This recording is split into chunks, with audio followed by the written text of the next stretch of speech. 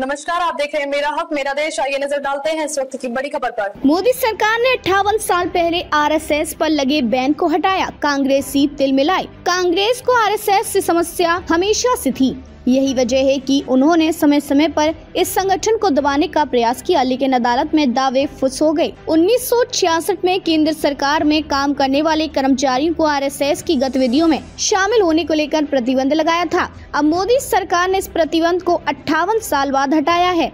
हिंदू विवेक केंद्र में आरएसएस पर लगे बैन पर एक रिपोर्ट प्रकाशित है। इस रिपोर्ट में कई जानकारियां दी गई हैं, जैसे कब कब आरएसएस पर बैन लगाया गया और कब कब आरएसएस संगठन से जुड़े लोगों को टारगेट करने का प्रयास हुआ। कांग्रेस के टारगेट पर था आरएसएस। इस रिपोर्ट के अनुसार आरएसएस को खुलेआम टारगेट करना कांग्रेस ने तब से शुरू किया जब महात्मा गांधी की हत्या की गई। कांग्रेस ने मौके पर फायदा उठाते हुए उन पर बैन लगाया। बाद में गृह मंत्री सरकार पटेल ने इसके खिलाफ आवाज उठाई और साथ ही आरएसएस द्वारा देश भर में सत्याग्रह किए जाने के बाद इस बैन को हटाया गया। 1992 में जब अयोध्या में कार सेवा के बाद बाबरी ढांचा गिरा तो फिर कांग्रेस को आरएसएस पर बैन लगाने का मौका मिल गया। इस पर आरएसएस पर बैन UAPA 1967 के प्रावधानों के तहत लगाया गया। ढांचा गिरने का सारा इल्जाम आरएसएस पर लगा दिया गया। आरएसएस से जुड़े लोगों को सरकारी नौकरी से हटाया। मालूम हो कि आरएसएस पर प्रतिबंध लगाने की इच्छा जब कांग्रेस की पूरी नहीं हुई तो फिर उन्होंने सरकारी कर्मचारियों को इस संगठन की गतिविधियों में शामिल होने से रोकने का प्रयास किया।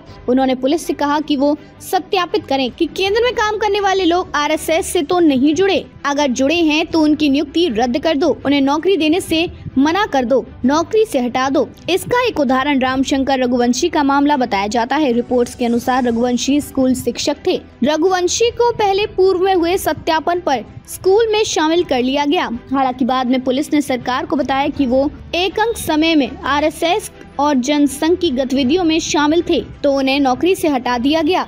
इसी तरह रंगनाथाचार्य अग्निहोत्री को कर्नाटक में मुंसिफ के पद के लिए चुना गया था। पुलिस सत्यापन में पता चला कि वे अतीत में येलबुर्गा में आरएसएस के आयोजक थे। सरकार ने उन्हें अपनी नौकरी में प्रवेश देने से मना कर दिया। प्रथम दृष्टता आरएसएस एक गैर राजनीतिक सांस्कृतिक संगठन है। इसमें गैर हिंदुओं के प्रति कोई घृणा या दुर्भावना नहीं है। देश के कई प्रतिष्ठित और सम्मानित व्यक्तियों ने इसके कार्यों की अध्यक्षता करने या इसके स्वयंसेवकों के काम की सराहना करने में संकोच नहीं किया है।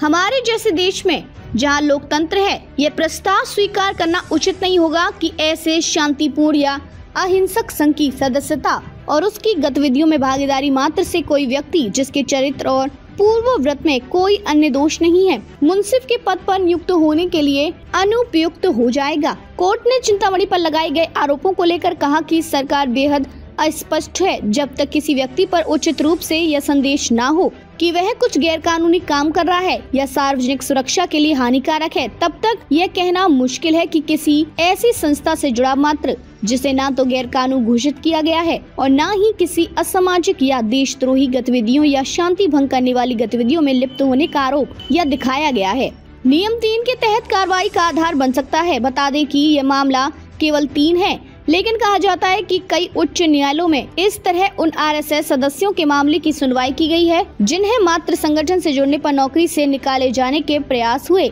अब मोदी सरकार के इस फैसले को कांग्रेस भले ही कितना नकारात्मक दिखाने का प्रयास करे, लेकिन जो लोग आरएसएस को जानते समझते हैं वो इस कदम की तारीफ कर रहे हैं। अब तक के लिए बस इतना ही। फिर होगी आपसे मुलाकात ऐसी एक और बड़ी खबर के साथ। तब तक के लिए नमस्कार और देखते रहिए मेरा हक मेरा देश।